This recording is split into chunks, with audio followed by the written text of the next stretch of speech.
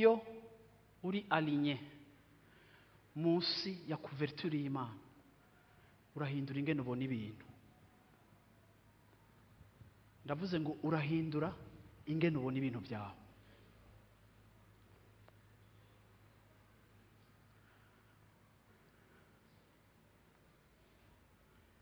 Ngo tuvuye gusenga nande, ngo tuvuye muri life center ugacugenda gwacugwana ngo bakaza umuntu yagusanga ku isoko uri kuradandaza ngo bimeze gute kana bimeze ngo tuko turagwanasha tuko turagwana ibintu bimeze nayo badugije amataxe ibara riraguye turahwere turapfuye ahubwo ngiye tugiye twese kugara umukiriya akaza kanegosia ngo ngabanya nkura kuri 15,000 ushe kuri 12,000 ngo yashangwe ngo turapfuye ngo tukora iki ngo ibara ryaguye ngo turapfuye ubwo muvuga ngo turapfuye hama wacuza ngaha anya muri life center dimanche Yesu agendera mu bushobozi natwe tugendana nawe tan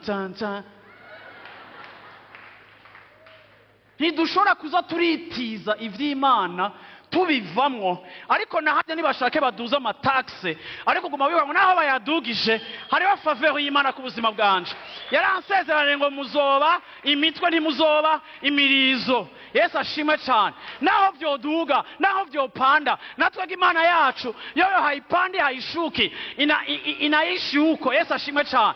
Haleluya. Sinshobora kuvuga ikintu na kimwe ku buzima bwanje kijanye na situation economique cyangwa kijanye na diagnostic yo kwa muganga gitandukanye n'iciyumviro c'Imana kuko ngomba kumakinga sure yuko ndi alinye mu ciyumviro ca Kristo kuko ico kirashoboye nico kingize. Igihe Goliath yamahaguruka akavuga nzokwama iminsi yose nza kuraba aho mpagaze n'ingene mbona ibintu ngomba kubibona nk'uko Imana ibibona.